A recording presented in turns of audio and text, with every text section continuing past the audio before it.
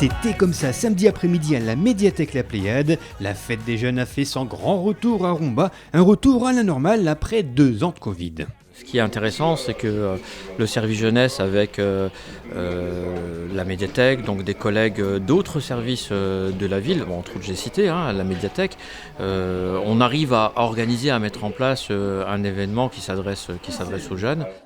Et c'est un événement autour du gaming qui t'est proposé. Des jeux vidéo plein partout dans la médiathèque, des tournois, des concours, des quiz, des démonstrations de K-pop, de la prévention, des gaufres et même des blagues sorties tout droit des années... on sait pas. Pourquoi les canards sont-ils toujours à l'heure ? Réponse. Suspense, réponse dans quelques instants. Pour patienter impression avec quelques jeunes. Alors, allez, comment cette fête ? C'est très bien, y a beaucoup de jeux, beaucoup de jeux rétro. Là je fais un tournoi Mario Kart et je suis en finale donc c'est très bien. C'est bien, il y a plein de jeux vidéo et aussi il y a des tournois. Du coup avec les tournois tu peux gagner des objets comme des cartes cadeaux, des places de cinéma. C'est très bien, il y a plein d'activités, de jeux vidéo. Qu'est-ce que tu préfères ? Les jeux de voiture, avec les manettes et tout. Le simulateur de conduite, le casque VR. C'est déjà bien ? Oui. C'est déjà bien. Faut dire que le service jeunesse avait fait appel à ce qui se fait de mieux dans l'organisation des manifestations tournant autour des jeux vidéo. Les associations Caillou Gaming et Reverse Gaming étaient venues en force pour faire de cette fête une réussite. On a essayé de mettre à disposition tout le matériel qu'on avait donc chez Caillou Gaming et je pense qu'on propose un salon vraiment très complet pour tout le monde et apparemment ça marche très bien. Pourquoi les canards sont-ils toujours à l'heure ? Réponse. Non, la réponse n'est pas pour tout de suite. Là, on part quelques années en arrière avec des jeux d'arcade, des jeux d'un autre temps que les moins de 20 ans ne peuvent pas connaître. Ah mais si, finalement ils connaissent.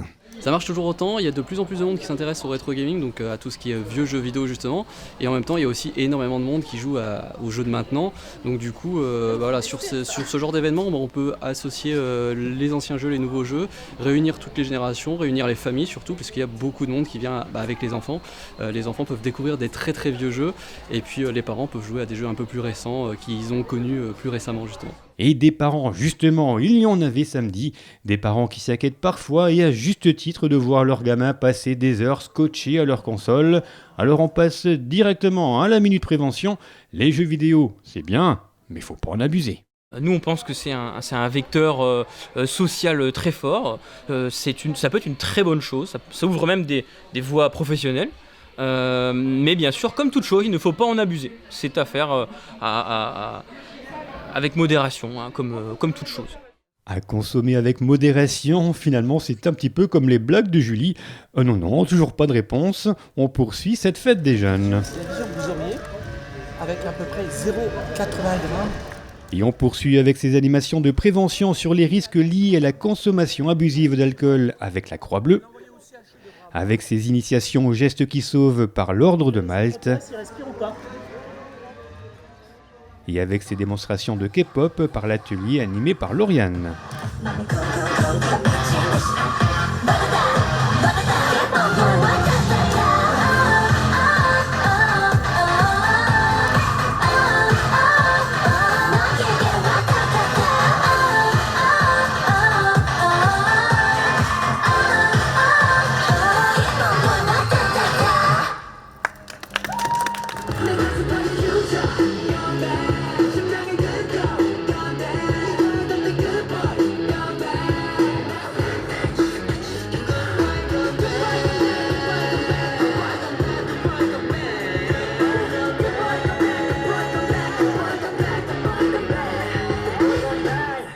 Encore quelques mots pour vous dire que les lauréats du tournoi ont été récompensés par Charles Risser, maire adjoint, et José Rupert, conseiller municipal délégué à la jeunesse, que le public a eu la chance de découvrir le tout nouveau champion de France e-foot sur FIFA 22, Abdou Brown, membre de l'association Caillou Gaming, et qu'il est temps maintenant... Oui, il est temps de clôturer ce reportage avec la réponse que tout le monde attend. Allez, c'est cadeau.